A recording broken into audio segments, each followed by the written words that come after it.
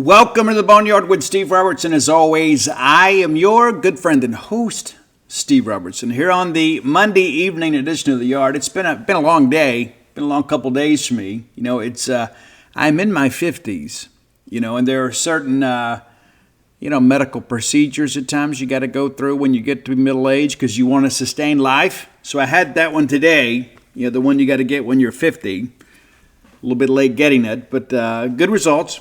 But yeah, it's a little tough coming back from that anesthesia. At least it is for me. But yeah, a lot of good stuff happening with Mississippi State. But I thought about pushing the show back to tomorrow. But I thought, I'm feeling okay.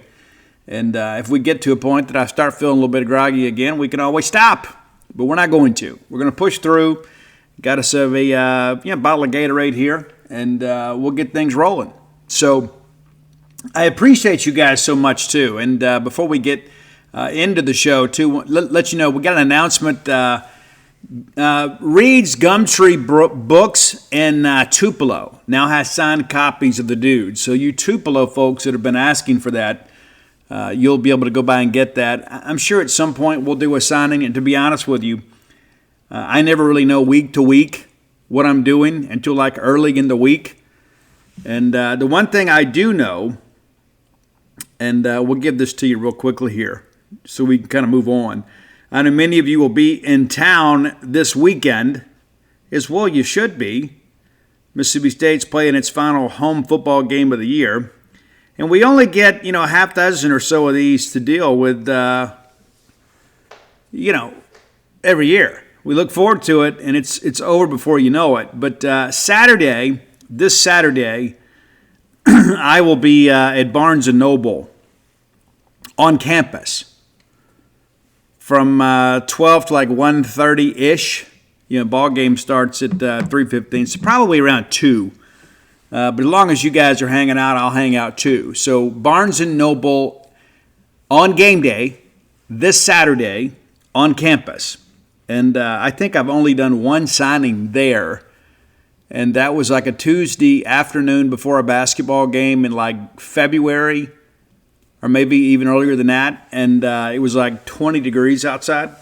So first football game day signing at the Barnes & Noble on campus. So look forward to that. Hope you guys come out and say hello. And we'll be adding some more dates. I'm going to be back in Lemuria a couple times before Christmas. So if you missed us Saturday, I'll be back.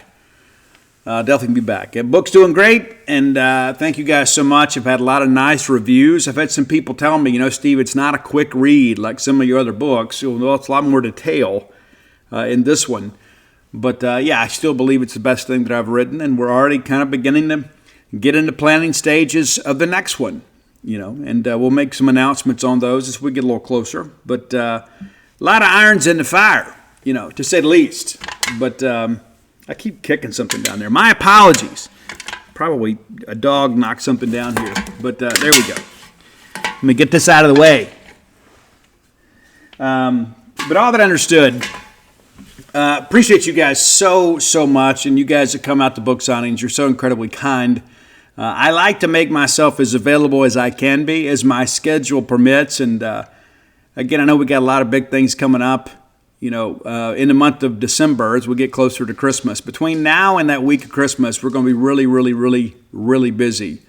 This Sunday, too, if you're in town, too, on Sunday, I'll be down at Bookmark Cafe. I usually do that, Sundays after home games because you guys are in town. And plus, it's a little more conversational, Not quite as busy on Sundays. But, I think about this stuff all the time. Like every time that, I get messages from time to time.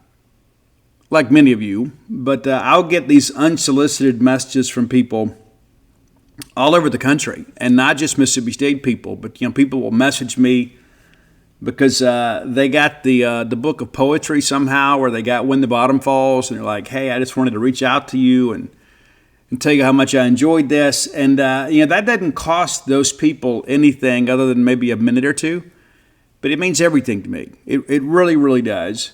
And it's fuel for the journey, man. It is.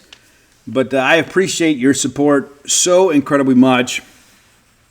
And, it's one of those things, too. I'm getting older, I don't know how much time I have left, but I am secure in the fact that I have less life ahead of me than I have behind me. And so I'm trying to make the most of the time that I have left and do my best to leave a legacy, not just about Mississippi State, but for my family and my children. And that's one of those things that always kind of makes me, a little bit cognizant of things. I begin to think about, when I'm gone, if my children want to hear my voice, they can pull up a Boneyard podcast if they want to, talk about a lot of life lessons on the show. They can go grab a book that their dad wrote and I have no clue what I'll be able to leave to them financially, but I think about the things that I leave in them, right? I mean, when you think about the lessons you teach your children, I really believe that I have equipped my children for life and to live life more abundantly, not just to sustain life or just to exist, but to get out and go chase dreams. And my hope, and I wrote about this yesterday on Facebook, I was a little bit melancholy knowing I was going to have to go under the gas, but I wrote about that. When I began to chase this dream years ago, at first I wanted to be a rock star, and that sent me to drug rehab. This is a lot safer. I chased a dream I couldn't see. I grew up in small town Mississippi, a town of 6,500 people. And we didn't have the internet. I'm from the 1900s. And we didn't have the internet. We had 4 channels. We had the ABC, NBC, CBS, and then like the Mississippi Public Broadcast System. That's what we grew up with until we got cable. And then we got MTV and life changed. All of a sudden we had to get acid wash jeans and things like that. And we were cognizant of fashion that was kind of foreign to us. But not only did we have limited opportunities, but it just felt anything that it just felt so far-fetched. It's like, hey, one day you want to write books? Yeah, good luck. You want to be able to broadcast your vision to the world? Yeah, it's not going to happen. And so I think maybe the biggest thing that I hope that I can maybe leave to you all and leave to the next generation of dreamers is that maybe in some way I've made the dream more visible, that it looks a little more attainable than it did to some teenager, growing up in South Mississippi that, saw these great things and thinking, man, I got to move to California if I want to ever do anything substantial in my life. That's how I felt. I felt like I needed to get out of Mississippi, and I did leave Mississippi, and ultimately I came home, and it is home. Came home and was able to kind of carve out a niche for myself doing what I love, and thankfully some of you love it too. Hey, let's thank our friends at Bulldog Burger Company, and now that I can eat again, I think I'm going to get in there tomorrow and get some Bulldog Burger Company. I love Bulldog Burger Company. And like if I go like a week without eating Bulldog Burger Company, I kind of get off kilter and think, hey, I got to get in there and fix what ails me, and maybe that's the spring rolls. Yeah, I'll take a look in the mirror and it's like, hey, I'm looking a little peaked. I need some spring rolls. And so tomorrow, no matter what I order as an entree, I am having the spring rolls. I'll let the wife have 1 or 2, maybe.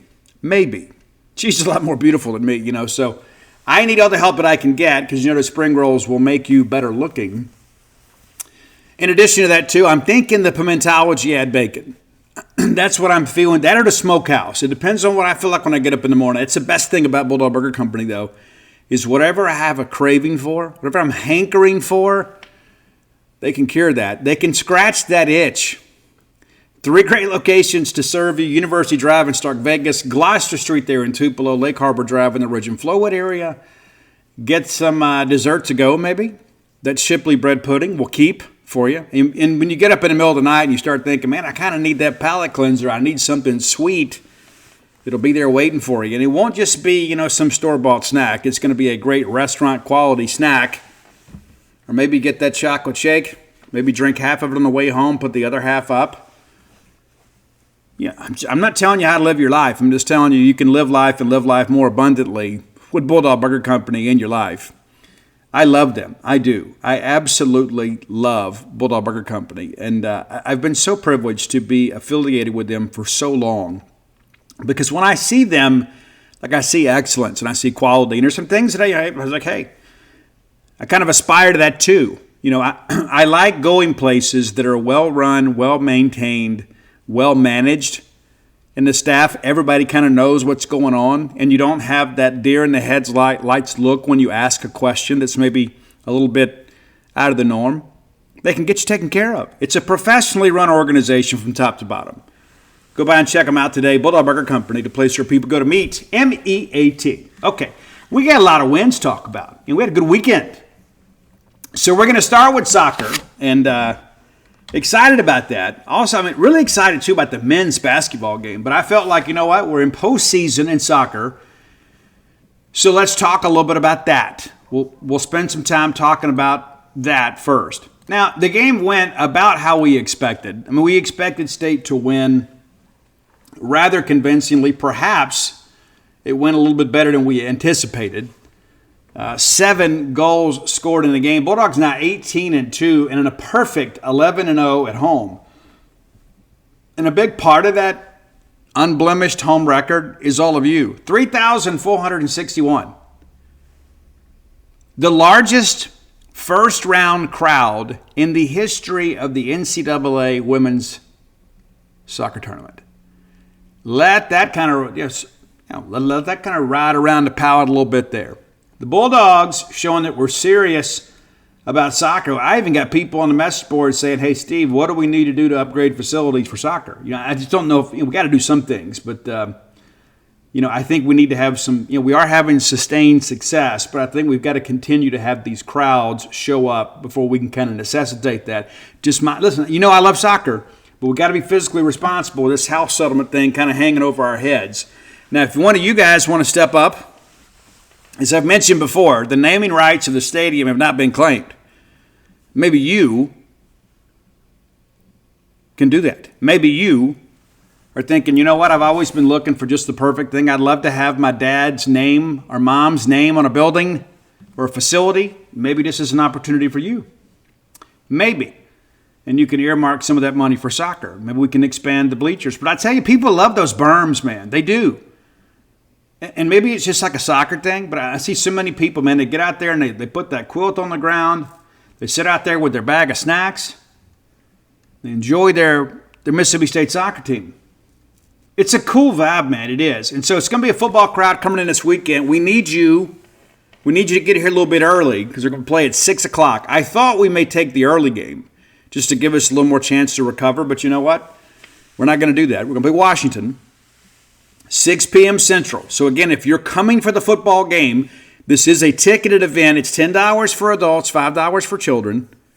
So it's a very inexpensive ticket for a very memorable experience. And Bulldogs, again, if we continue to advance, will host all the way into the College Cup. Rounds 2 and 3 this weekend. Provided we win on Friday, we'll play again on Sunday. We'll play the winner of Kentucky and Notre Dame. I would say maybe Notre Dame. Notre Dame's going to travel too. So we have a huge crowd Friday and Sunday. Again, provided we win. This Washington team is legit. But let's take a look back. The game against Southern, it took a little while to kind of get going. And that's kind of how it is. I mean, everybody throws wrinkles at you in the beginning of a ball game. And I thought we really took the flow to them. You know what I mean? It's like we spent just about the entire, maybe 85 of 90 minutes on their end of the pitch. Occasionally they would get something out there and just kind of clear it. We'd go right back in. But it was good. But it took us a little while to kind of to get that first goal. 8 minutes in, 8-11, Maggie Wadsworth with her third goal of the year with an assist by Kennedy Husbands and Atana Martinez Montoya. And Atana's been great. Kennedy Husbands has really been big for us down the stretch. You're starting to see her exert her will a little bit more. She's definitely an offensive playmaker for us, and when she's not scoring, she's setting up other people. Let's see. Allie Perry kind of gets in the action here with an assist to Price. I always mispronounce it. I want to say it's Laposer, but it's not. But anyway, Price with her second goal of the year makes it 2-0. That happens around the 19th minute, and then about 8 minutes later, Aitana gets in there and scores on the PK to make it 3-0. And at this point, we knew the game is over. And you start thinking about strategy, right? You think about the fact that we played like 35 games in 16 days. That's how it felt. And we just have some people kind of getting back. Maddie Anderson didn't play the second half of this game. I went out to practice on Friday to kind of check them out, and she was in a protective boot, not moving around much. So, hey, it's good to get her out of there before there's recurrence or maybe maybe worsen an injury, but we get her out of there. And we really just kind of take over in that second half. And maybe the last 10 minutes of the first half, there's a lot of reserves in the game. And so, we did what we had to do. We bring the starters back, for the most part, to open up the second half and really put this thing away with the quickness. Riley Combs scores her second goal to make it 4-0, an assist by Hannah Johnson, who has been invaluable to Mississippi State. She's played all over the midfield. Allie Perry gets a direct kick just outside the box. For a second, I thought they were going to do the VAR and just kind of see. Maybe. I thought it was a step or two outside the box. It doesn't matter. She scores anyway.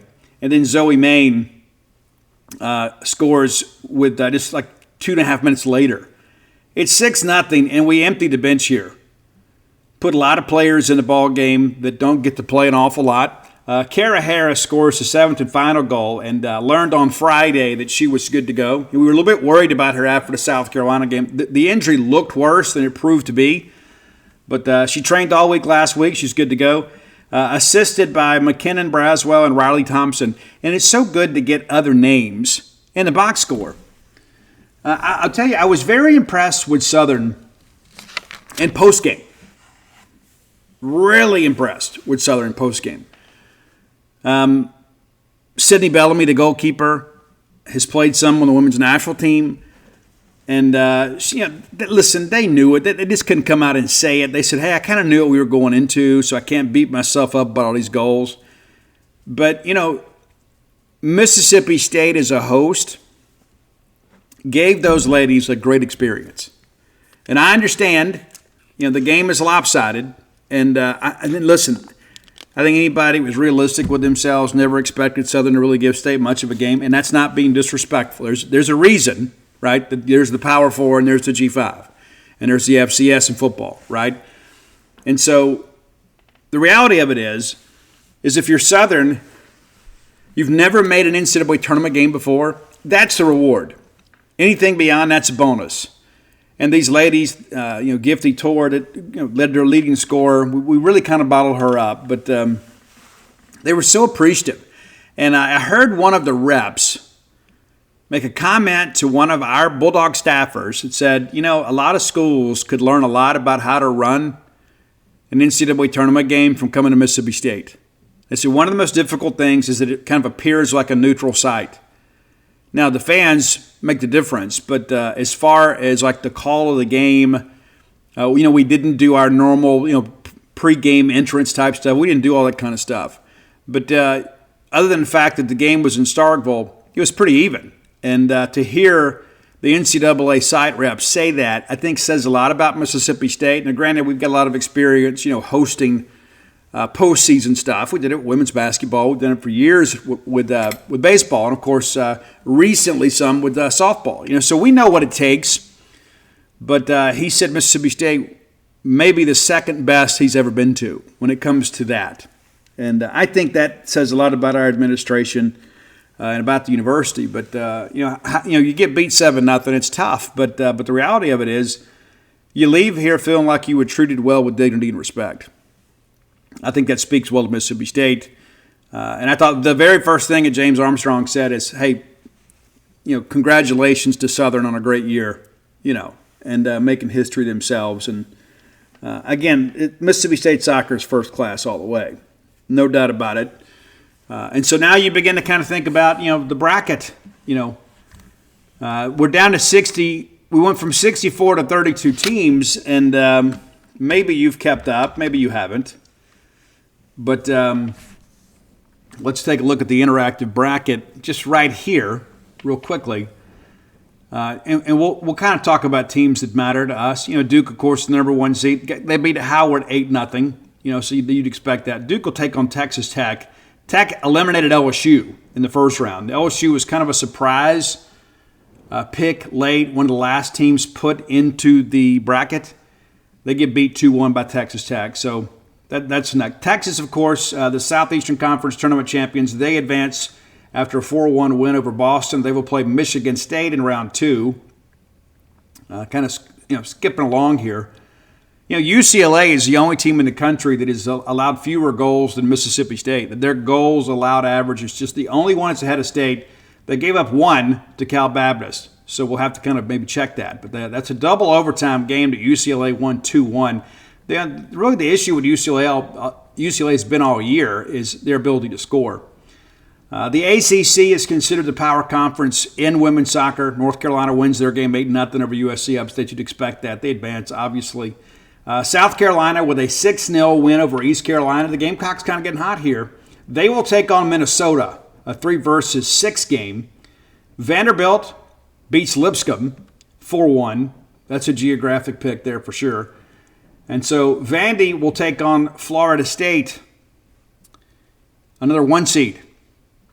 On the other side of the bracket, just looking again for names of interest here, Auburn beats Florida International 4-1. They'll take on Ohio State, who is a 3 seed in their side. So it's a 6-3 game. That'll take place on the 22nd. Wake Forest, our friends at Wake, we got the 1, they got the 2. They took care of Morehead State. They'll play Colorado.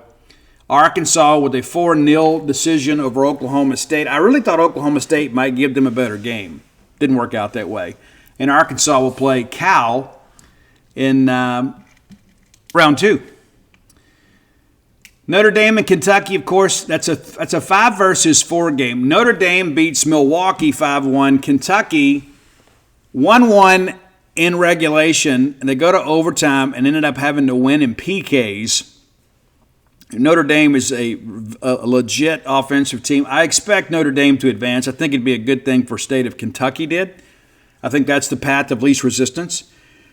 Not that we need it, but the reality of it is hey, I just want to win in advance. Washington, they go to Utah State, and they beat one of the most prolific offenses in the country. They hold that game scoreless. It goes to PKs, and Washington advances, and, of course, State won 7-0. So your 2:30 game on Friday, if you're in town, come on out and check it out. Notre Dame against Kentucky. And then about 30 to 40 minutes after that, we're going to have Washington versus Mississippi State. And so, again, we encourage you to come out and be a part of that. But, we talk about the SEC teams and all that good stuff. We talked about LSU already being, eliminated. Georgia eliminated 3-2. They were upset by Colorado.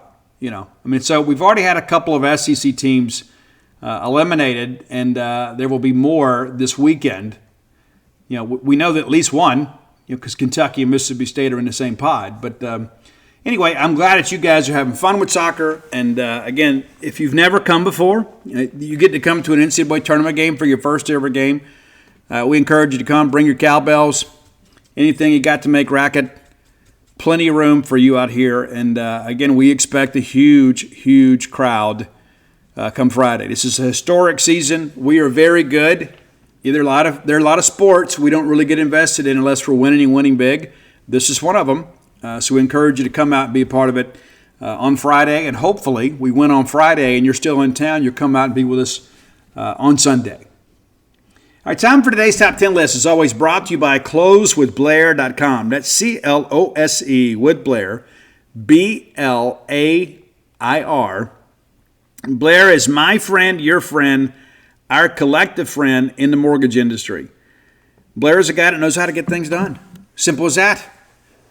Blair can get you taken care of when so many others can't. So whether you're looking for your first home, your next home, or perhaps your retirement home, look no further than Blair Chandler to assist you and be your advocate with underwriting. His phone number, 601-500-2344. Again, 601-500-2344. Guy's 24 years of experience in the industry. Top 1% close ratio in the country, back-to-back-to-back years. Nobody stays in any industry 20-plus years by accident. Blair's a guy that gets things done.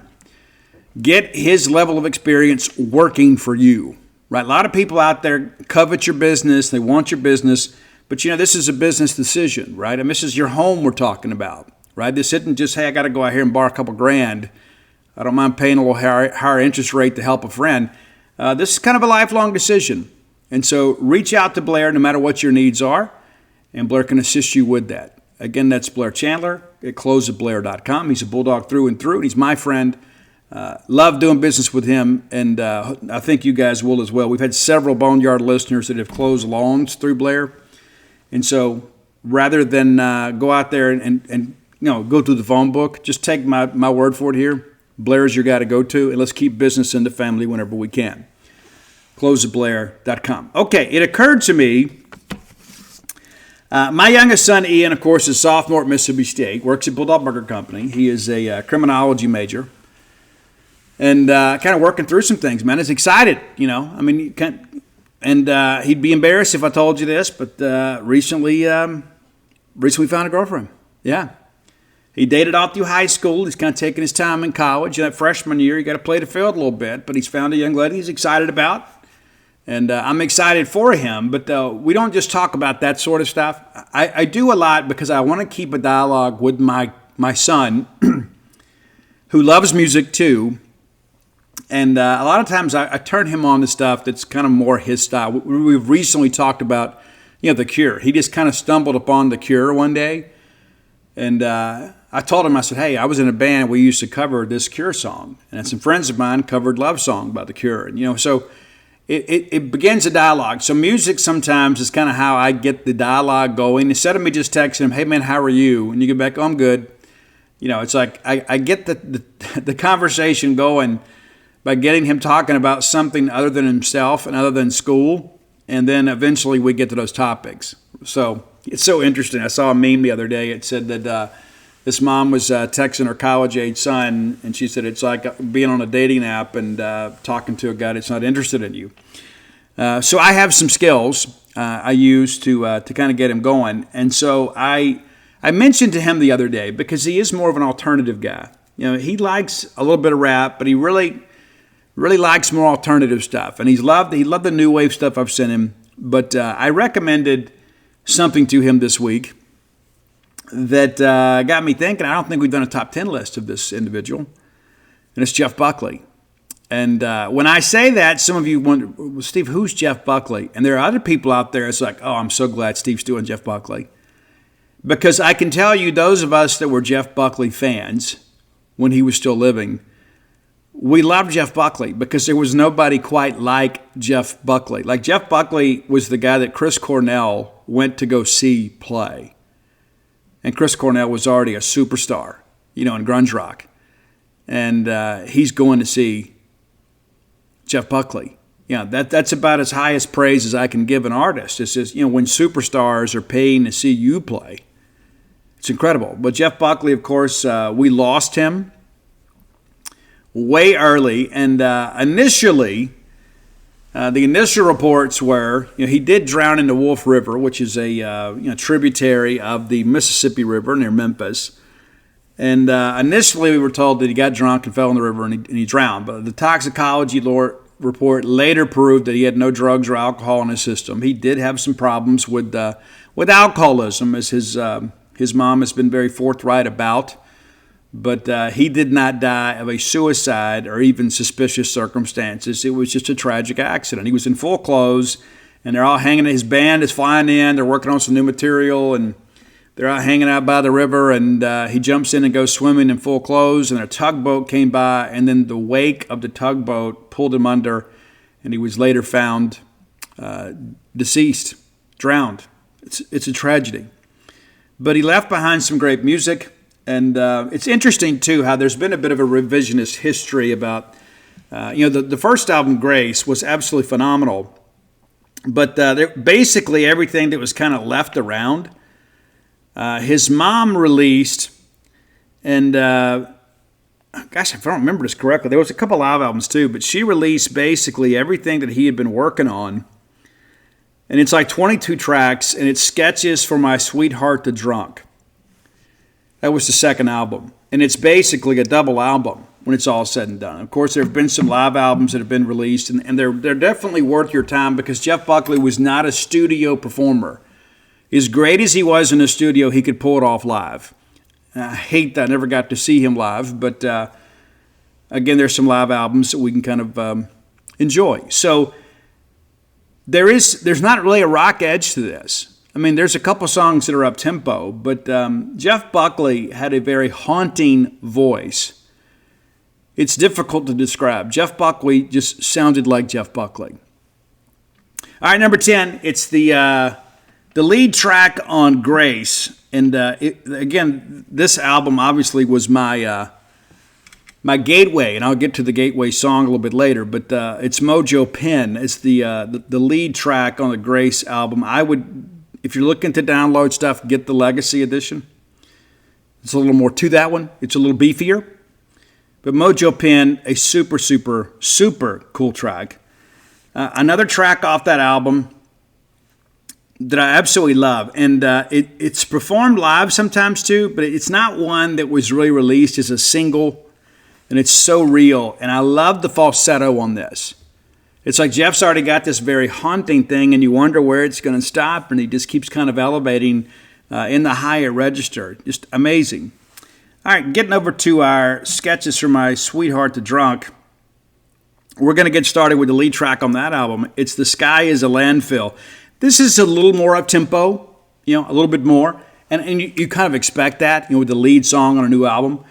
It's a trip, man, it is. It's an interesting song. Lyrical content is kind of all over. Now, probably maybe my second favorite song on Sketches from My Sweetheart to Drunk. But this is a song that I think everybody will love no matter what your favorite genre of music is. There is just this haunting element to this song. And there's just a magnificent beauty in it. Like we talk about, people say, well, that song is a vibe. This is a vibe. And I would recommend, if you don't listen to anything else on this, if you're just thinking, Steve, I'm not really a music guy, check it out. Okay, there's no country twang to it. There's no rock edge to it. There's no big overproduced bass line to it. It's just music in its purest form. And I absolutely love it. And it's a song called You and I. Love that song.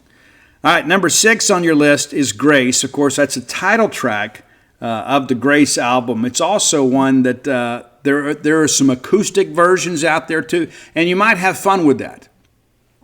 I like the studio version a little bit better. Number 5, great song. Off of Sketches from My Sweetheart to Drunk. A little bit different than everything else, though. And it's called Everybody Here Wants You. It's true, right? And, basically the song is kind of about a guy that's, with a girl, and he's kind of having to come to grips with all of that, right? He's interested in her. There's a lot of competition for her hand. And so it's kind of an interesting song. Kind of tells a bit of a story.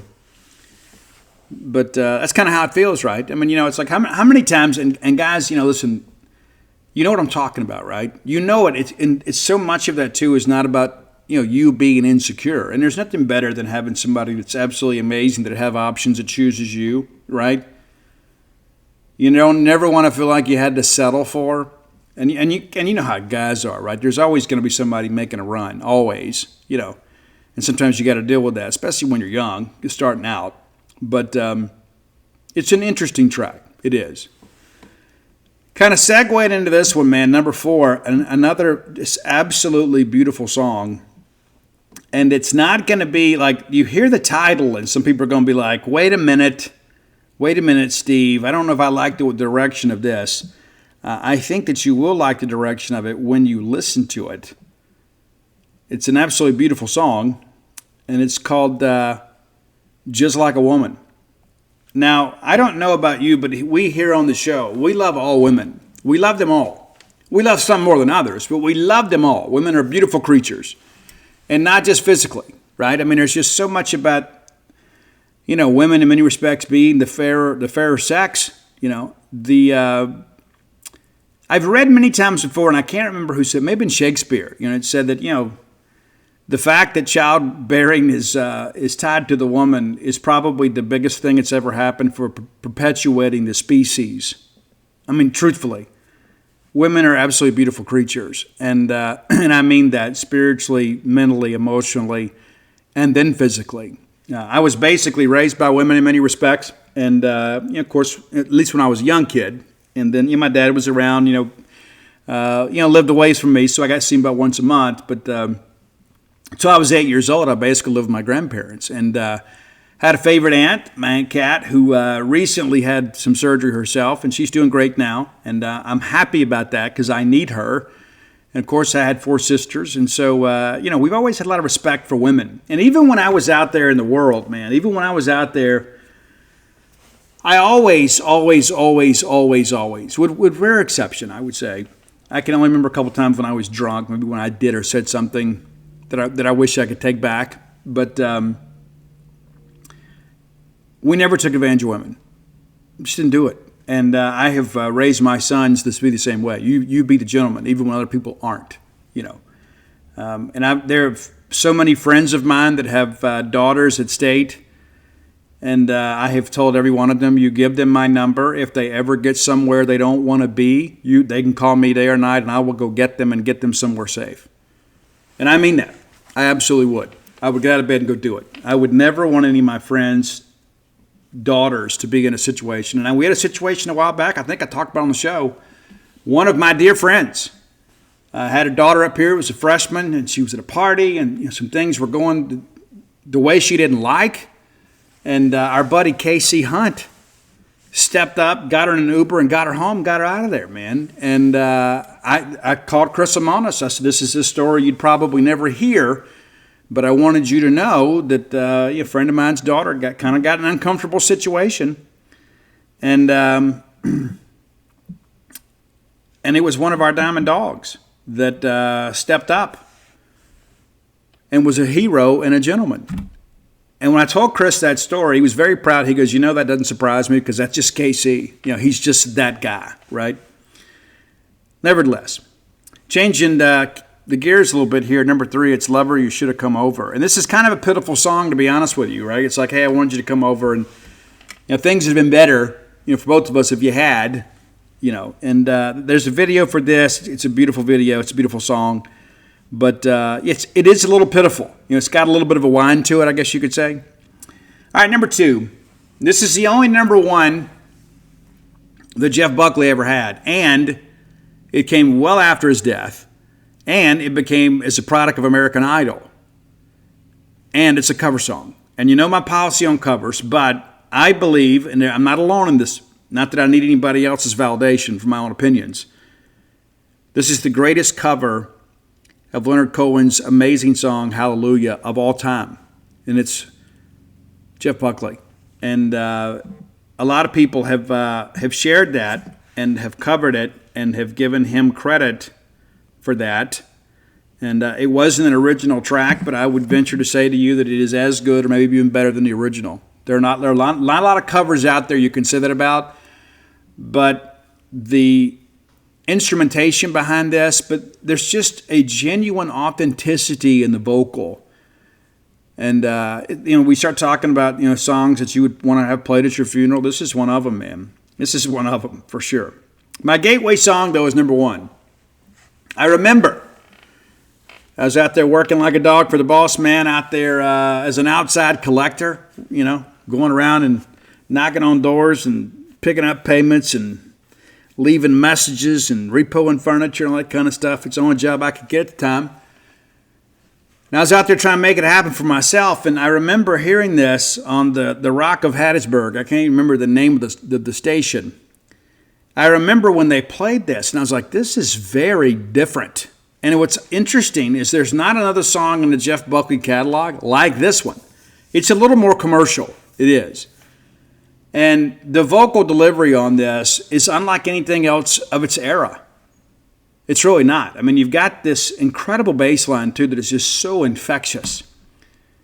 And then Jeff kind of gets down there and has that very kind of crooner type quality to his voice, and then he hits that big wail, and it's just, I heard this, and maybe I heard it for like a week or two, and I had to go by Cloverleaf Mall and go to Camelot Music, or maybe it was Sound Shop. Yeah, I went to Sound Shop. Shout out to Francis, if you're still out there. Whoever you're with is lucky, I would assume. But nevertheless, went to Sound Shop and got the Jeff Buckley Grace album. Went out and bought it and felt great about life and about having that album. And here we are now, goodness, 30 years later, talking about it. It's just one of those albums that made a big impact on my life. And there are some times when I'm feeling a little melancholy, and I'll put on some Jeff Buckley. But here's the thing that I'll tell you about Jeff is there is some commonality in the catalog, right? Sometimes people try to do too much and go in too many different directions. Jeff Buckley knew who he was. And so as a result, when you put this album on, it's very good driving music. It's kind of easy listening. Of course, there's some up-tempo stuff that'll keep you from going to sleep. But I think this is an artist that you will have a lot of fun with. And I think there are some songs that are written just for you. I think you're going to find some things in here and say, you know what, I know how that feels. And Jeff was a genius. And we lost him way too soon. So I'm very honored today to pay tribute to the legacy of Jeff Buckley, that it's still something that people are talking about. And they're like filming a movie right now about his life. And there's been some documentaries that have been produced. Because when we talk about, artists that, they're kind of like a flash in the pan. They showed up and burned out really fast. This whole thing with Jeff, like the way that he died, and I guess I'm a firm believer that God makes no mistakes. But when you listen to this, it's a little bit haunting to think about what could have been, right, if Jeff had lived. But I'm a firm believer, too, that there are some that are taken from us that are protected from a far worse evil. I believe that. Sometimes the timing is the timing. That's just kind of the reality of life. And so I cannot recommend this enough. It's probably different than what you're used to. But Jeff Buckley is one of those artists that I'm so glad that I was alive during the era. So I have a real appreciation for his creations. And, of course, you know how I feel about Chris Cornell. And if Chris Cornell is the kind of guy that wanted to turn out and see Jeff Buckley, that's about as good of endorsement as you could ever get. So if you have ideas for the top 10 list, reach out, let us know. You never know, maybe just do it. Best way to do it is to hit up Roy on Twitter, and we did get him to cross the picket lines and come off strike, and we got the list back out there. And so we'll stay on top of that. And I love Roy. I'm not being critical of Roy by any stretch, But nevertheless, find Roy on Twitter or X and Spotify under the handle Dogmatic67, DAWGMATIC67. And you can follow him on Spotify, and then like when a new playlist comes up, it's there for you. We make it easy for you. And that's Roy's doing. I was never going to do it. Roy started doing it. He contacted me and said, hey, I'm happy to do it for free. Guys, we've been doing this for years now. Coming up on 5 years of Roy being a part of the show. Roy, we'll have to do your 5-year evaluation sometime soon. Maybe we'll consider doubling up the benefits for you. But nevertheless, thankful for Roy and all that he does for the show. And thank you guys for your support of the Top 10 list. All right, next segment of the show brought to you by Campus Bookmart, man. Campus Bookmart is a Starkvillian institution. I love Campus Bookmart. Chances are you do too. And if you don't, it's because you hadn't shopped there yet. The best selection of Mississippi State merchandise on the planet. What are you waiting for? Yeah, every Bulldog in your family wants new Mississippi State merchandise for Christmas. You got 5 weeks to get it right. Don't mess it up. Visit Campus Bookmart next time you're in town. If you can't make it to town, or perhaps game day is not a great day to shop for you, you can visit them online at campusbookmart.net. And by being a loyal Boneyard listener, we'll give you a phrase that pays, and that's BSR, which stands for Beautiful Steve Robertson. That gets you free shipping on all orders over $75. Any order less than $75, absolutely incomplete. And it's not just apparel. It's all the little gift items you need, all the knickknacks, whether it's a housewarming gift, a graduation gift. Many of you have upcoming graduates that'll graduate this semester. Buy them that diploma frame, and you can find a great selection at Campus Bookmart. Be a gift that'll last them a lifetime. And every time they look at it, they'll say, hey, my grandmother bought me that. My favorite uncle or aunt bought me that. It's a great gift. Be thinking about that. Campusbookmart.net. Okay. Now, here's the thing. Mississippi State got out to a 3-0 start, and we're thinking, okay, how good are we? We hadn't really played anybody.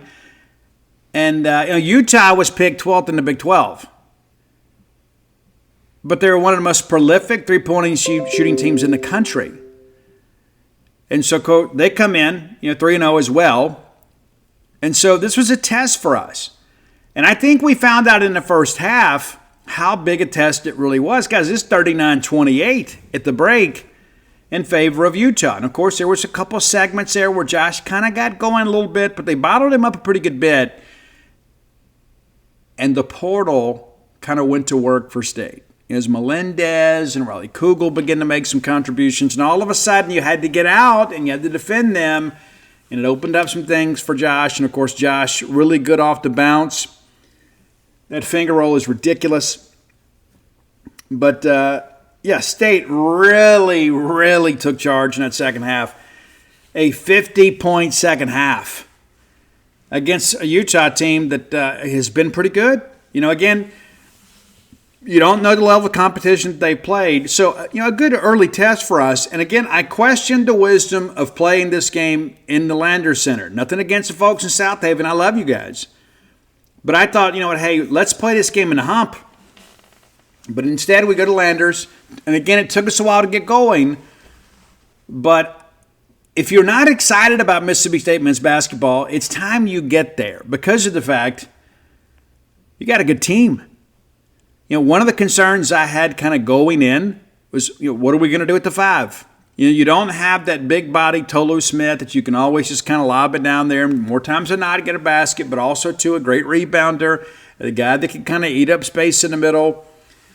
Tolu it's a missing piece. And some people would say, Steve, he never lived up to his billing. I don't know if I agree with that. But the reality of it is we miss him. And I thought we really did a really good job with the 5 against Utah. And there were times we went with a smaller lineup, and it hurt us a little bit on the defensive end, but we were able to score. And again, free throws down the stretch, man. That has been an Achilles heel for us, man, for what feels like a decade. But down the stretch, Cam Matthews really, really did a good job for State. And, there's so much of that late in ball games. I mean, Cam is a guy that can get to the rim. He is a guy, too, that is a leader, and so he understands what's at stake when he steps to the line. I love the ball in his hands late because more times than not, you're going to get points, and we did. Kind of breaking it down here, again, give them some credit, and I thought we did a good job getting their defensive guys down low to foul, got them in some foul trouble, and allowed us to really get some run going. We opened that second half on a ridiculous run. I think it was 15-5 at one point. And so you eat that up and take the lead. But Ezra Azur, 15 points in the game for him. Myro Little with 10, knocked down a couple threes. Mason Madsen off the bench was really good for them, 14 points and 4 and 5 from beyond the arc. But, we did some good things defensively in this ball game. You look at Dawes. I mean, that's a guy that's been kind of carrying him a little bit. He had 13 points, but it was kind of quiet, He didn't do much in the first half. But, you start looking at this. The first half, they shoot 45%. 45%. And we limited it a little bit there in the second half. Still, they shot about the same proficiency, but we weren't giving up as many shots. Mississippi State, of course, 23 points from Josh Hubbard. Most of that in the second half. 5 of 9 from beyond the arc. And you just kind of felt it. Like all of a sudden, Josh started getting loose, and he can hit that off-balance 3. Played 33 minutes, and all of them were valuable. Somebody pointed out this stat. I can't remember who it was. And I would give them credit if I could find it. But Josh has played 4 games without a turnover. That's ridiculous, man. As much as he handles a basketball and he hadn't turned it over yet in 4 games, at some point the law of averages is kept up. But we talk about, the leap you make from year 1 to year 2. Ball security is one of them.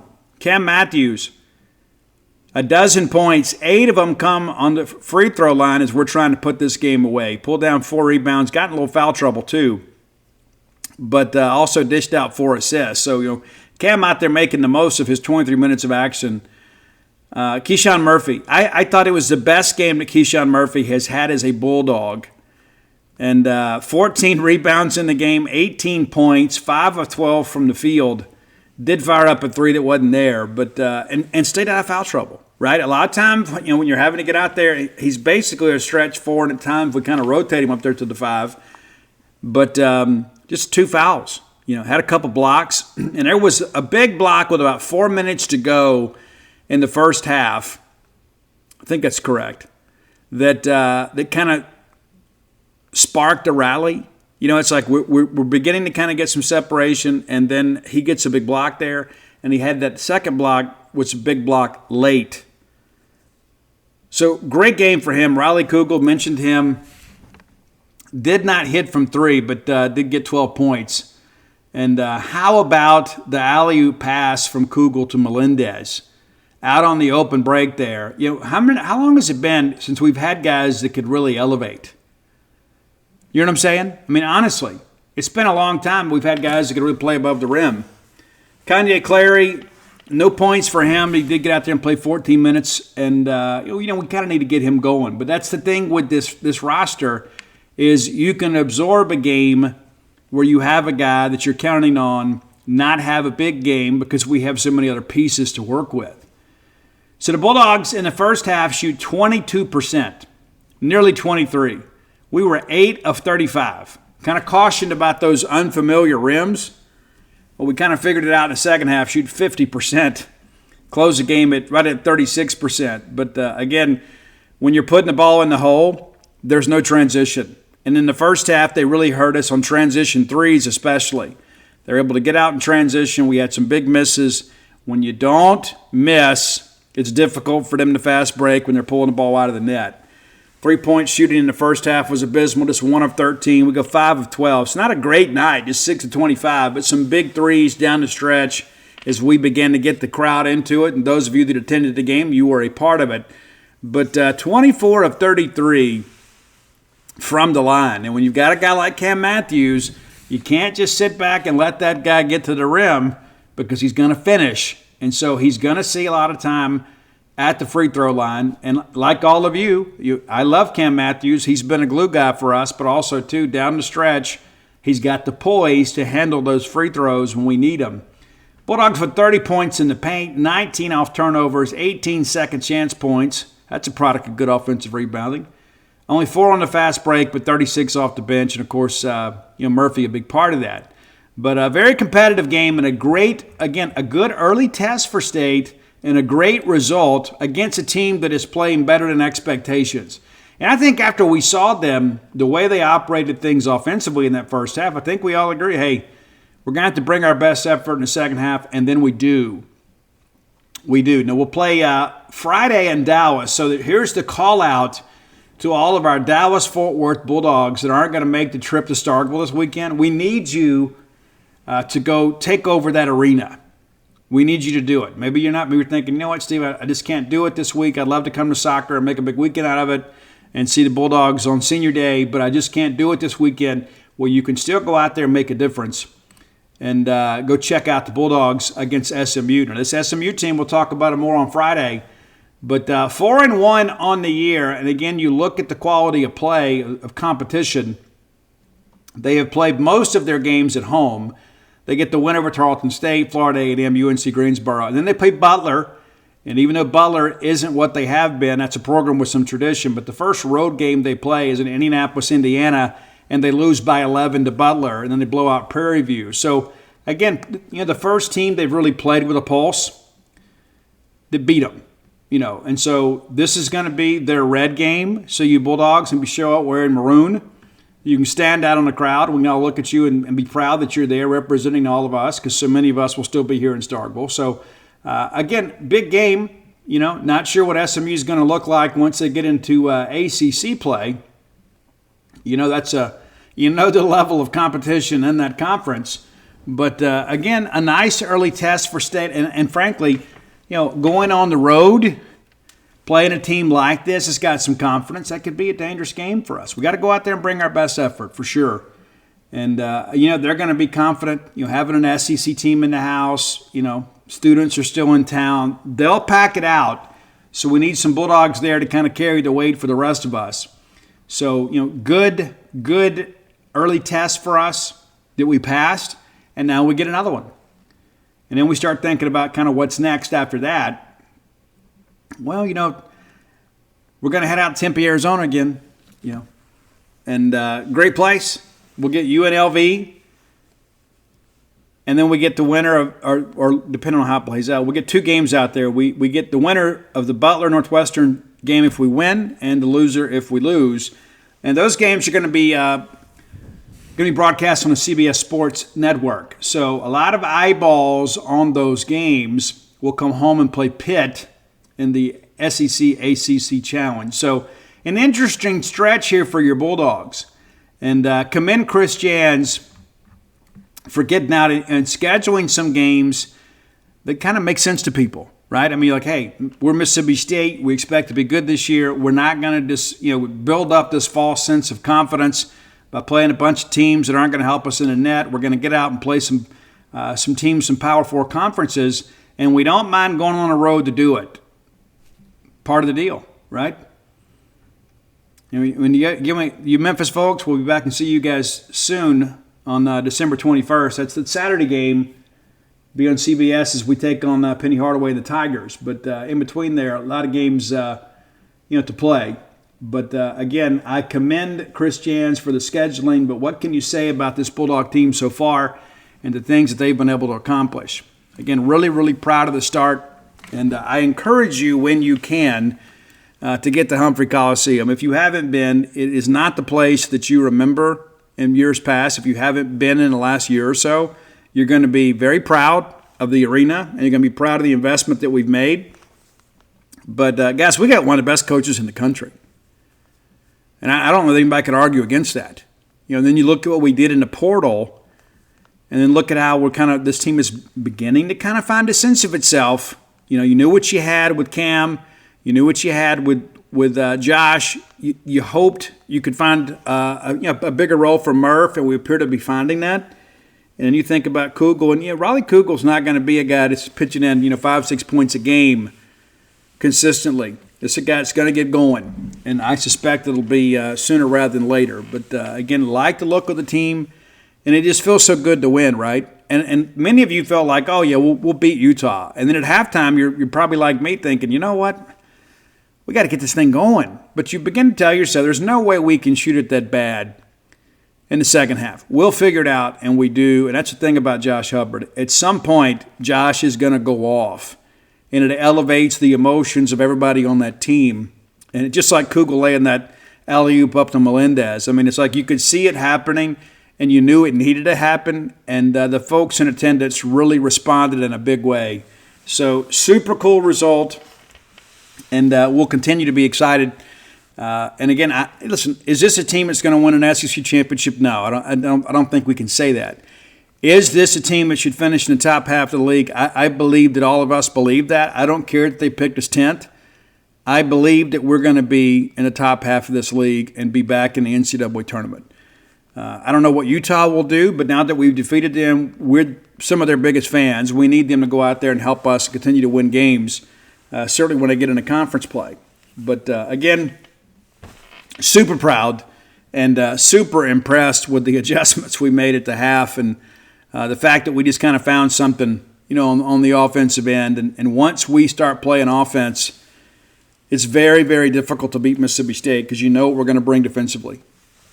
We're going to make you grind it out. And some teams out there that can hit from the perimeter, they're going to give us a little trouble, We had trouble kind of closing out on shooters in transition against Utah, but once we started making baskets and we were able to get back on defense, we kind of eliminated that from the arsenal. And we were able to pull away and win a ball game. And again, very good win for Mississippi State. You get a win this weekend, you're probably ranked come Monday. How cool would that be? All right, final segment of the show brought to you by the Stark Vegas Clubhouse. Man, I love the Stark Vegas Clubhouse. I cannot wait. A few weeks from now, we'll be spending the night there, a couple nights there. Going to have everybody in the family under one roof. I don't know who's more excited about it, me or my wife. But I know that we're going to have all of the aunts and uncles of my grandchildren there. And I know that those girls are going to have a big time, with my children. And it's so nice to be able to provide a venue and an opportunity for everybody to congregate together and stay under one roof. I can already smell those cinnamon rolls that we're going to have Saturday morning. I can smell them right now. I can. I know what's going to happen. I do. It's going to be great. Maybe we'll cook some steaks. Maybe we'll DoorDash some food. I don't know what we're going to do, but we're going to do it together. And you should take the lead in your own family and plan an event like this. And maybe you don't have a big family. Maybe you're looking to build a family. Maybe it's a couples weekend. Maybe it's a cousins weekend. Maybe it's a college roommates weekend. Or maybe you've got some time off midweek. Kids are going to be out of school and say, hey, let's go to Starkville. We can take everybody to their favorite restaurants and we can do some shopping at some of our favorite shops here in Starkville when it's not a game day weekend. Maybe you haven't even considered that opportunity. Or maybe it's a work group. Maybe how cool would it be to have everybody under one roof and have some common areas to work? And pretty soon it's not just going to be a 5-bedroom, it's going to be a 6-bedroom. Yeah, that's coming soon. Yeah, so plenty of room for everybody to stretch out. And then again, some areas you can kind of get together and watch some TV or play some games. I don't know we'll have a TV on much. I think we'll just kind of get out there and enjoy each other's company. I love my family. I know you love yours too. And anytime that you get a chance to get everybody together, which becomes more and more of a rarity as everybody begins to get the roots planted somewhere else and get their own families, it's tough to get everybody together and coordinate those schedules. So you got to kind of think ahead, right? Got to think ahead a little bit and make the plans. But you need to take ownership of that. You do. You need to say, hey, let's do this. Let's stay at the Stark Vegas Clubhouse. Now, Google the Stark Vegas Clubhouse. Their Facebook page will auto-populate for you. And you can check out all the fine amenities that are available to you and your guests just 5 minutes away from the Mississippi State campus.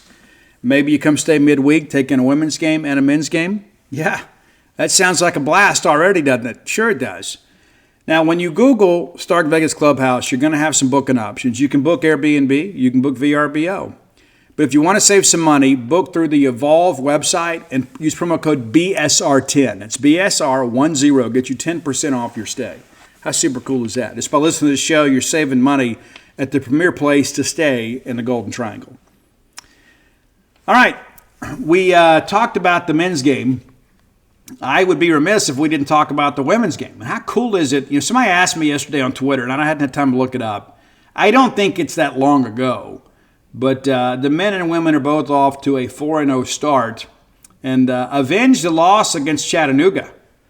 That was, I remember last year we went up there and we were a little bit antsy about the game. Well, there was nothing to be antsy about in this one. The Bulldogs pretty much controlled throughout. Chattanooga did outscore us by 3 in the second quarter. Bulldogs win by 25, 69-44. Now, this Chattanooga team, maybe not the team of last year. The Lady Mohawks were a little bit better last year. But we had to go up there and play and came home with a loss. And a lot of people were like, Steve, I don't know. And granted, we got it turned around in SEC play and this kind of ran out of gas. But you look, again, it's so incredible how it's a different hero every night. You know what you're going to get from Jerkaila Jordan. Or Jerkaila, excuse me. Somebody always corrects me on that. Jerkaila Jordan. She had 12 points. And she is a facilitator, and she is a person that gets on the glass, 8 rebounds, all of them of the defensive variety. Anaya Russell with 19 points in 31 minutes of action, 7 of 13 from the floor. Also pulled down 7 rebounds. So pretty consistent night in that respect. But free throws, man, 20 of 21. That's one thing you can say about the Sam Purcell teams. More times than not, you put us at the line, we're going to make you pay for it. And Denham DeShields, 5 for 5, 10 points for her.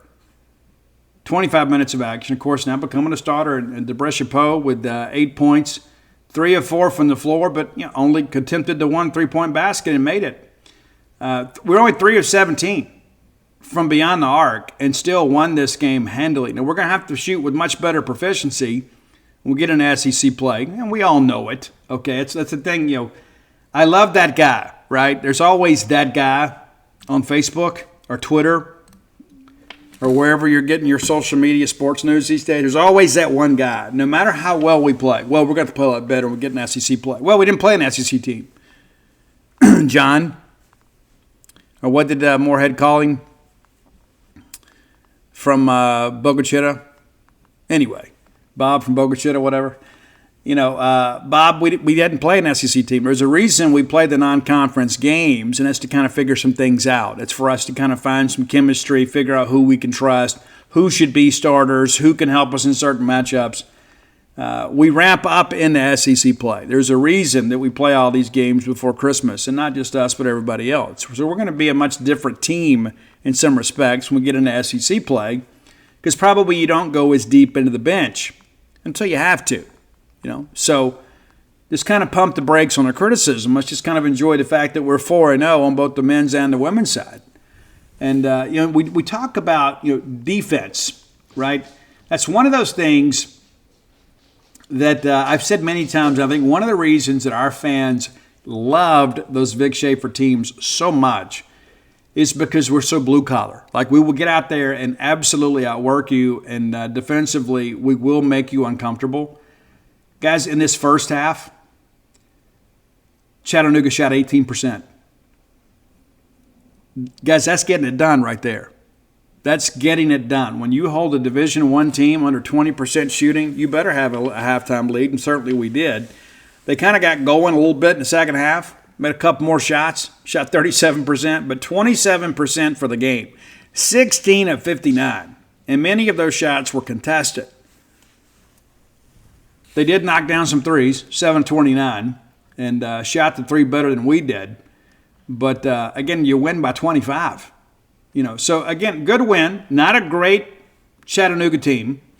But the reality of it is Mississippi State playing well. And I told you guys beginning of the year I was a little more optimistic about the men than the women, and we'll find out what we have here in the weeks to come. Now, the women will be back in action on Wednesday with Mercer. The Bears coming in here, not the Black Bears, not yet anyway, but Bears coming in here, and so that's going to be your only midweek game this week, on the basketball side. And so if and there's no, there's Mississippi State men are going on the road this weekend. So if you're in the area, I encourage you to come out, be a part of this with us. Should be a nice crowd. And I guess I get it. It's midweek basketball, but it's getting to be that time of year, right? It's fun stuff. It is. And when we're playing well, we need you here. Now, the Mercer Bears are just 2-2 on the year. They opened up with a win over Young Harris, 61-28. They beat UNC Asheville. Things have been a little more difficult here in recent weeks. I guess one of those was an exhibition. Yeah, Young Harris was an exhibition. So they knock off UNC Asheville. They lose at Florida Atlantic, 58-48. And then they lose to Western Kentucky, 78-54. And then they beat North Carolina A&T, 46-38 at the Hawkins Arena there at home. And so they played one road game, and they've lost it. And then, of course, 2-1 at home. So, we'll see what happens. But this should be a game I think that State wins handily. That's going to be broadcast on the SEC Network if you can't make it to town. And many of you have learned how to use your ESPN app. So, it doesn't matter if it's on the network or ESPN, whatever. You just click on the app and you find your game. A lot of people need a lot of help with that in the beginning, but we've kind of got it worked around now. But I think you got to feel good about where we are right now. And I tweeted that out, just yesterday about, we get the soccer win, we get the men's basketball win, and we get the women's win. There's a lot to feel good about, Speaking of things to feel good about, it's been quite the adventure with Mississippi State football recruiting, but we have picked up a nice little run here as of late. And we'll talk about that a little bit. We've only got a few more spots left before we have to start really conserving and thinking about the portal. Of course, we picked up Mason Clinton. When I went to media day at East Mississippi, one of their coaches told me, I was there to interview Xavier Hardy, and he told me, he goes, Mason Clinton might actually be our best defensive lineman. This is a kid that needs football, a kid that was out of Petal High School, went to UL Lafayette. He's a D1 bounce back, so he's not just some kid that's ramping up. He's already been in a Division I weight room, and he's also a guy that's like 6'5", 290. And, guys, we are going to completely revamp the defensive line in the portal. And so when you begin to think about, well, what are we going to do? Steve, we're probably talking 8 new defensive linemen from the JUCO and the portal ranks collectively.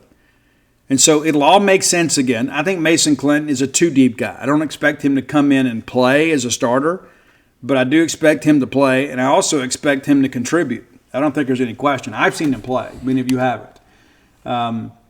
But, yeah, we're not signing that guy expecting him to come in here and be Jeffrey Simmons. That's just not the case. And, of course, we get Anson Lewis. And this is a guy that wanted to commit to Mississippi State back here in June. And, this is a guy we probably, under normal circumstances, would have taken earlier. Now, let me kind of walk you through it a little bit.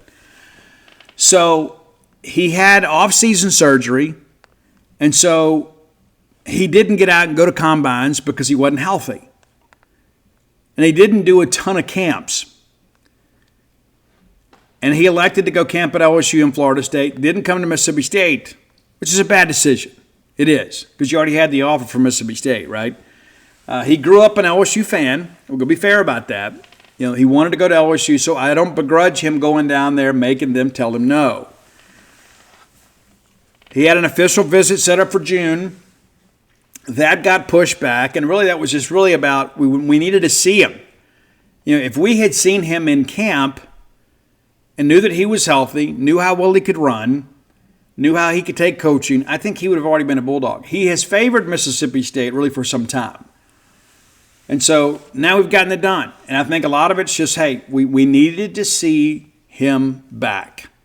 And so we had the opportunity to see him this fall and see his senior film from Oak Grove. And now all of a sudden he's a take. So now he's a Bulldog. And then over the weekend you pick up Joseph Skipworth. Flip him from Kansas. That's one of those things our fans always say, well, how come we never flip anybody? Well, we do. It just people forget. We flip him from Kansas. Now, Skipworth's a guy, too. The day after he commits to Kansas, Mississippi State offers him. And Cooper stayed on him. Talked to him yesterday. He said Coop continued to, didn't even care that he was committed to Kansas. Just stayed on him, recruited him like he wasn't committed to anybody. And eventually Skipworth's like, you know what? They want me to come in and visit. They've recruited me so hard. I owe it to them to at least go take a look for myself. Not to mention Starkville's a lot closer to Milton, Florida, and Pace High School than Lawrence, Kansas is. Okay? It is what it is. And so Skipworth comes in. And one of the things, his mom wanted to know is hey, how are you guys going to utilize a tight end? Well, they see, what Say-Do is using. Every coach says, hey, we're going to use a tight end more. That's what they tell everybody. And then they don't, right? And how many times does that happen at Mississippi State? We're going to use a tight end more. The tight end is a key component of the Jeff Lebby offense. And Skipworth sees that. He understands. He's like, you know what? These guys aren't just making a promise. They got production that they can show me. And so we do. And so Skipworth now flips. And now you start thinking, okay, about what's next. We'll update you a little bit more on the visit list on Wednesday's show. But we expect a huge crowd on Saturday when the Bulldogs host Missouri. And, of course, they've changed the rule now. Mississippi State was having to kind of count official visitors and that kind of stuff and think, okay, what's next? What are we going to do? How are we going to get all these guys to campus? And then all of a sudden, the NCAA says, hey, listen, we got a lot of people out there. They're going to be shorter visits.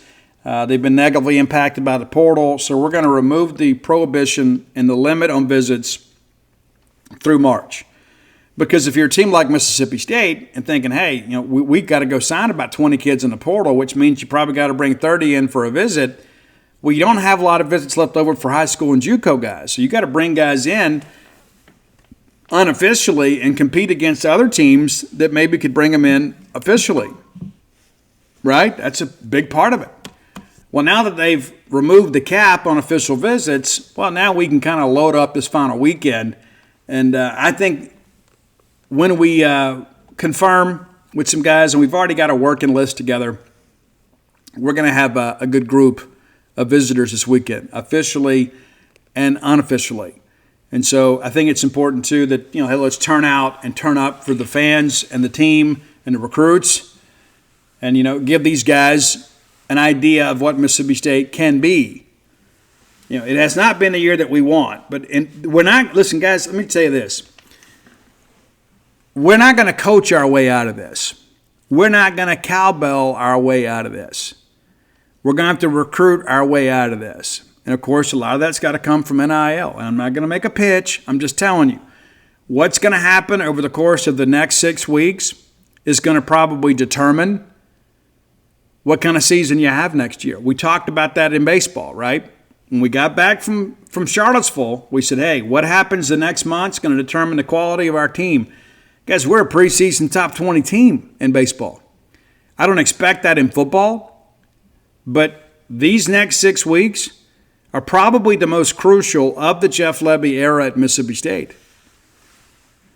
And we're not just sitting around waiting around. We're planning, doing what we need to do to prepare. So when guys enter the portal, and trust me, there's already these agents and things like that are saying so-and-so may go in the portal. I mean, we get it in our industry all the time. Hey, this kid's going to probably go in the portal. And if we're getting that information, that college coaches around the country are getting that information. So while they can't contact them, they can go ahead and begin an evaluation and say, hey, if this kid goes in, we want to offer him. And so that's where having a little more robust recruiting staff than we've had historically makes a difference.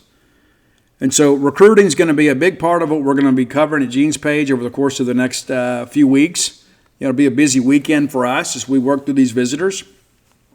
But I think there's a really good chance that we get some commitments during the official visit weekend or shortly thereafter.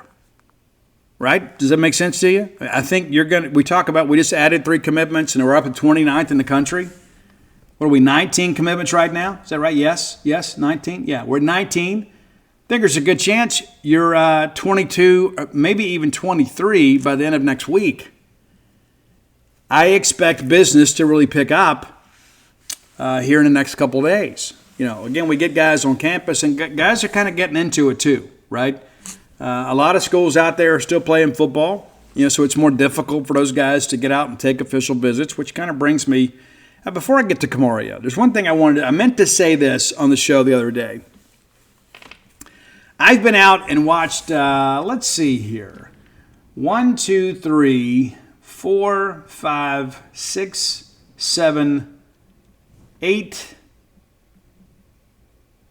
9, 10 of the 19 commitments in person this year. And I wouldn't throw any of the guys that I've seen in person back. I had the opportunity to watch Tyshawn Willis and Velma Jackson play against French Camp Academy. And it really wasn't an even game. Okay, and that's not to be critical of the folks at French Camp Academy. Okay, we covered the game. Everybody saw it was a running clock in the second half. They just don't have the horses this year. They don't, especially to compete with Velma Jackson. Guys, that ball game between Velma Jackson and French Camp Academy, I have never in my career seen better sportsmanship by 2 teams. Ever. It says a lot about the coaches of those teams, the parents of those players, and the players themselves. Guys, that ball game got away from French Camp pretty early, and it was pretty obvious how that thing was going to go. And rather than go out there and jump around and be demonstrative and be disrespectful to French Camp, the kids from Velma Jackson, they tackle them and help them up. Got to make a play. Kid from Velma Jackson, pat him on the backside or on the helmet. The kids from French Camp Academy, the same way. It says so much about the administrators and the coaches and everybody involved with these programs when they go out there and are such great ambassadors for their schools. Because, listen, we've all been on the other end of this thing, right? And I can tell you, I'm a terrible loser, but I'm a worse winner. You know, I'm the kind of person, like, if I can't run my mouth, I'm unhappy, right? But we've been in those ball games at some point where you were getting crushed and you get embarrassed. And you're out there, you know, whether it's a high school game or a rec league game or something, nobody likes to lose. And you certainly don't like to see somebody really wear you out. And Velma Jackson probably could have scored a little bit more in this ball game, but they emptied the bench out. And I was so impressed, too, at French Camp Academy. Guys, this game's over, right? It's over. And on the next thing you know, they get a pass, and they get to around the 35, 40-yard line of Velma Jackson. And everybody at French Camp is running to the line with a running clock to try to get one more play off, to try to get one in the end zone. They took a shot, didn't work out. But I thought, you know what? I don't know if these guys are going to be good in football next year. No clue. You know, because they're very much reliant on new enrollees, right? It's true. But those kids are going to win at life, man. Those kids are going to win at life. The game is over. It would have been easy to pout. It would have been easy to say, you know what, let's just go home. My girlfriend's waiting, you know. I want to go eat with my family. It would have been easy to do that. But they didn't do that. And then when the game is over, both teams kind of come together and everybody's shaking hands and there's no disrespect, man. And I was so incredibly impressed, and I should have already talked about this, but I've been incredibly busy the last couple of weeks. And I thought about that when I was driving back yesterday. I said, you know, I need to really commend both of those schools and all of those coaches and certainly all of those players for doing it the right way. Intimidation can be part of football.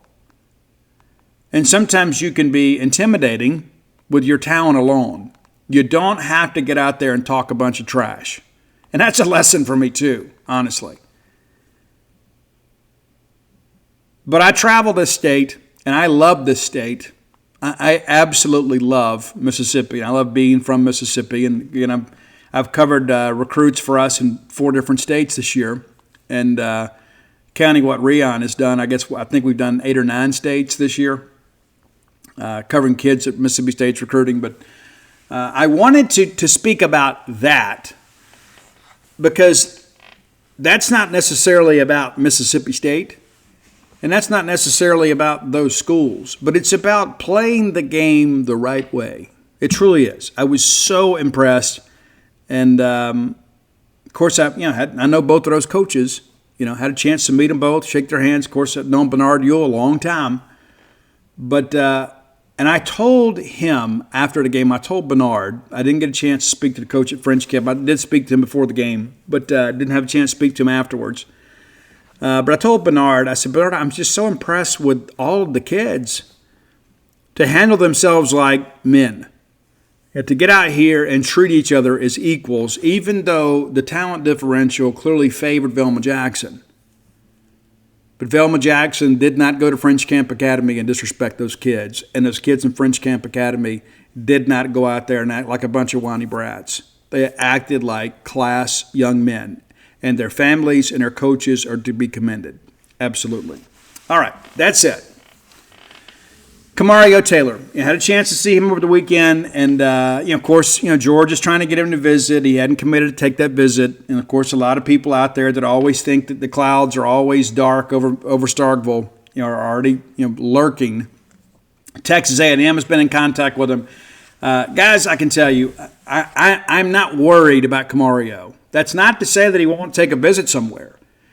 But one of the things that I also know about Camario Taylor is he is committed to winning a state championship in Knoxville County. They haven't won one since 2017 when he was just a kid. This is his last ride with his guys, and he does not want to be a distraction to that team.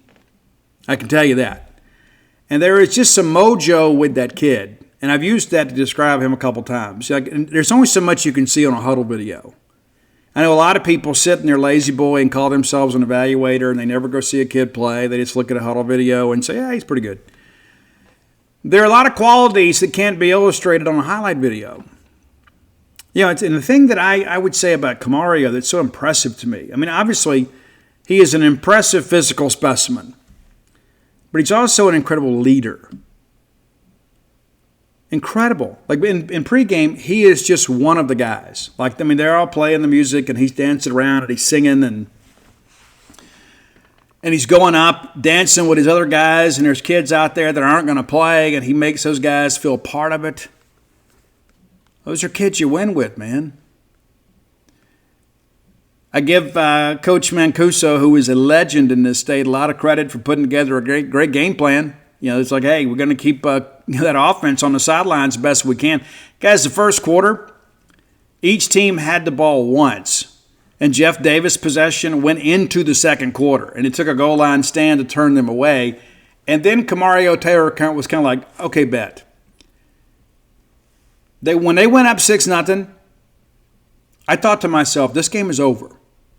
This game's over. I don't know what the final score is going to be, but this game is over. Because Camario rallied the troops. He's like, okay, I got you guys. I got you. Let's go.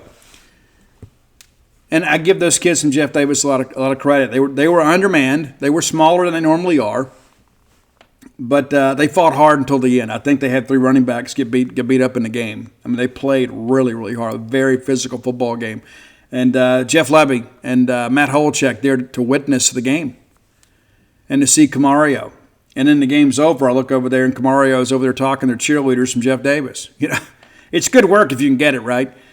But, no, I'm not worried about Camario. But, again, that's not to say that somebody might not talk him into taking a visit. But, remember, Omar Connor is his uncle. This is a guy that grew up wanting to play at Mississippi State and kind of following the footsteps. Mario Taylor is his dad, another guy that was extremely excited when Mississippi State offered. And, of course, Mississippi State, the good recruiting move. You knew at some point they were going to offer Jaden Taylor, Camario's younger brother, because he is an SEC player. Well, the timing worked out perfect. They went ahead and offered him Friday night. So Saturday morning, of course, we have reaction from JT. And so you start thinking, oh, well, is Georgia and A&M going to offer a brother too? There's a lot to it.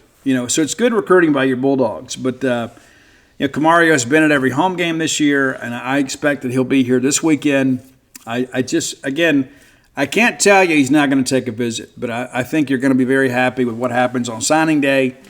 He's going to be a Bulldog. And this may sound sacrilegious to some. I honestly believe that Camario Taylor may be the best quarterback prospect that we signed since Dak Prescott. Honest to goodness. And that's not any disrespect to Mike Van Buren at all. Camario's a bigger guy. And Mike's got some moxie too, don't get me wrong. But there's just something about Camario. We talk about having the it factor. It's kind of an intangible quality. And Camario has that. And he's probably a couple years away, right? Which works out good, assuming that Van Buren stays for a couple more years, Camario's a guy that probably needs a red shirt, probably get a little bit stronger. He's already a big kid. Kind of get him, work on the mechanics a little bit. But watching him whip that ball around in pregame, it's impressive, man. I mean, you talk about spinning the football.